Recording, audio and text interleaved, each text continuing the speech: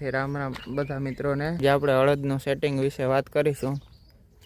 અડદનું અને મગનું એ કઠોળનું સેટિંગ આવે છે। આ 3 બેલ્ટ મીડિયમ ફૂલીમાં રાખવાની, આ ધાણાની આ જીરાની તે વચ્ચેની ફૂલી આવે મીડિયમ ફૂલી એમાં રાખવાની। આ ફૂલી છે આપણે આ 10ની રાખી શકો, આ 12ની ફૂલી છે।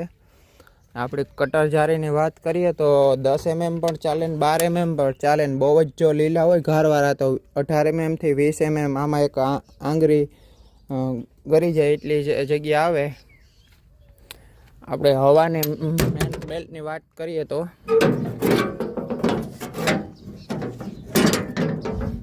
આ પટ્ટી હવાની પટ્ટી જે ધાણાની ફૂલીની બાજુમાં આવે, જે ટાઈટ આવવી જોઈએ। જો ઢીલી હોય તો આપણે ચાણો ભરાવાની તકલીફ રહીએ।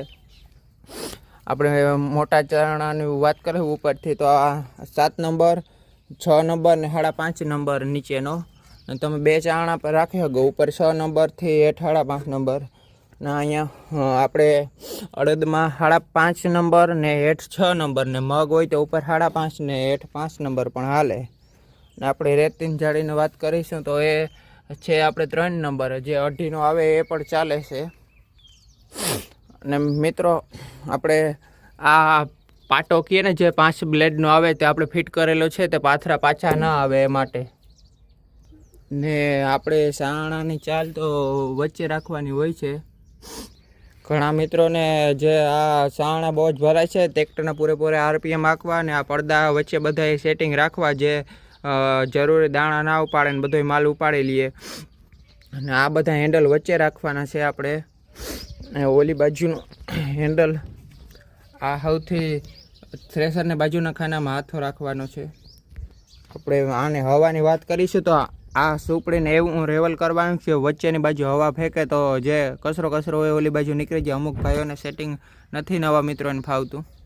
ચુસ્કી પેનની વાત કરીએ તો 4 આંગર ઉપર રાખવાની, જેથી ઝીણે દાઠી હોય ઉપાડેલી અને જે સિંગ હોય સિંગ પાછી આવે તો એ ઓરી દેવાની। મિત્રો આપણે ટ્રેક્ટરની વાત કરીશું કે આ ન્યુઓલેન 5510 છે, જે 50 HP કેટેગરીમાં આવે છે। એમાં 540થી 12-13 RPM ઉપર ચાલે છે। તમારે ટ્રેક્ટરના પૂરેપૂરા RPM આપવા, જેથી સાણો ન ભરાય, વોલ્ટ પણ સારો લે। અગળ એ લીલી કાઢવી થોડીક અઘરી વસ્તુ હોય, એથી વીટાય, જેથી તેને 5-6 દી હુકાવા દેવા પડે પછી અખવા નીકળે। ને ઘણા મિત્રો ઓલા મસળીને ટ્રેક્ટર ફેરવીને પણ કરતા હોય, પણ આ નટરાજમાં અખવા લીલા નીકળે છે।